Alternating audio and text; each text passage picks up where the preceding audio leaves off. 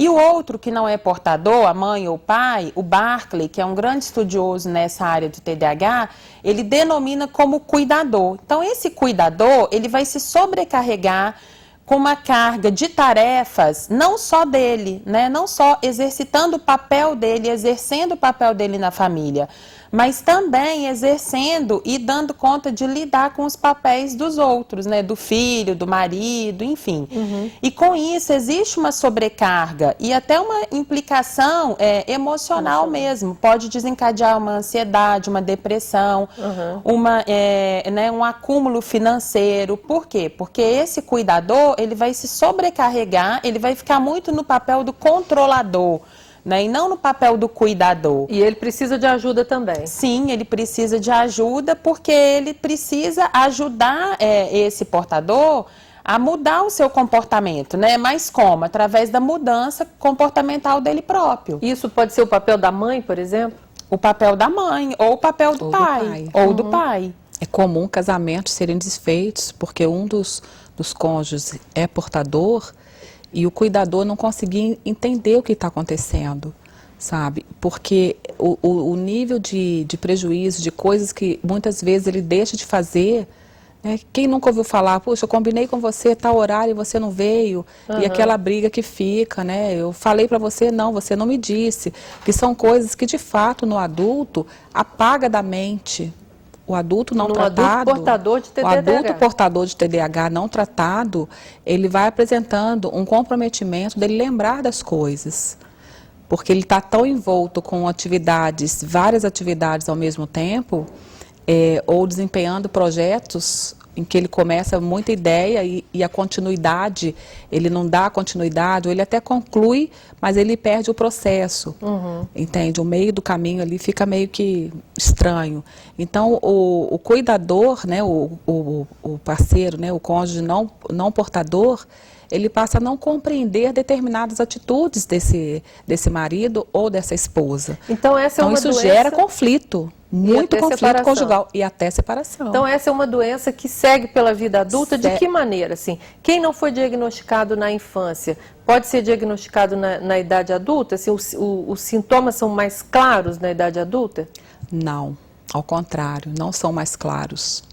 São mais difíceis, porque o TDAH isoladamente, naquela tríade clássica, desatenção, hiperatividade e impulsividade, apenas 31% dos casos, né? 69% a 70% dos casos, existe problema conjunto, comórbido.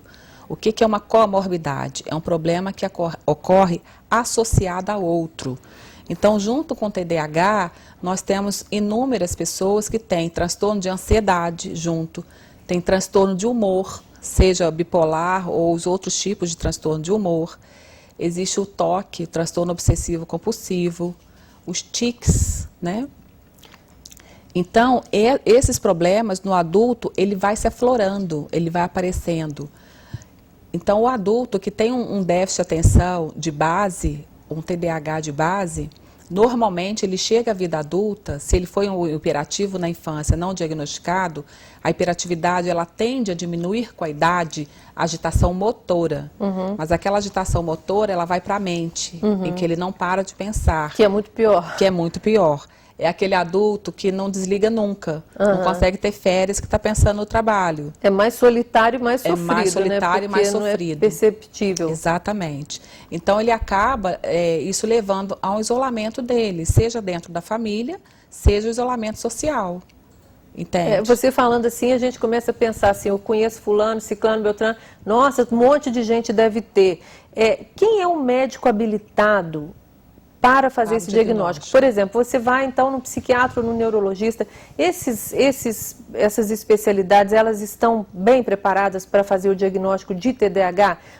Ou esse diagnóstico é tão confuso que às vezes você vai acabar tratando simplesmente como se fosse um transtorno de ansiedade? Isso é verdade.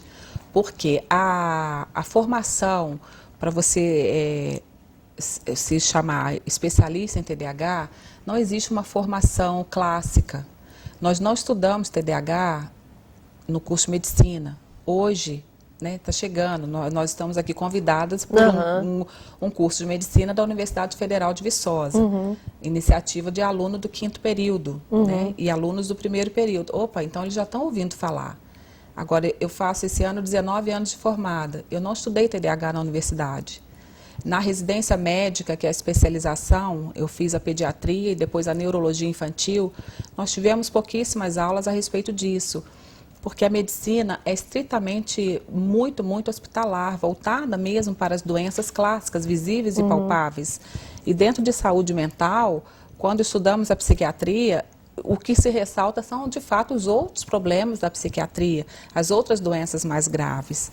Então, o transtorno de déficit de atenção, ele passou muito tempo, pouco cuidado pela medicina ao longo da nossa vivência.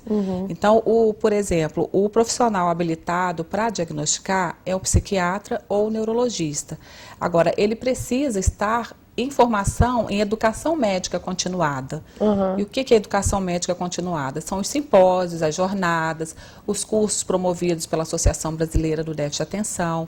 Existem associações mundiais sobre o transtorno de déficit de atenção. Então, os congressos internacionais. Nós temos a Liga Latino-Americana do Transtorno de Déficit de Atenção.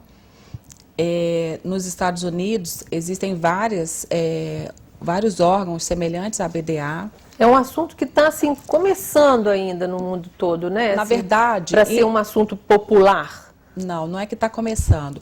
Em criança, as descrições iniciais datam de 1900. É mesmo?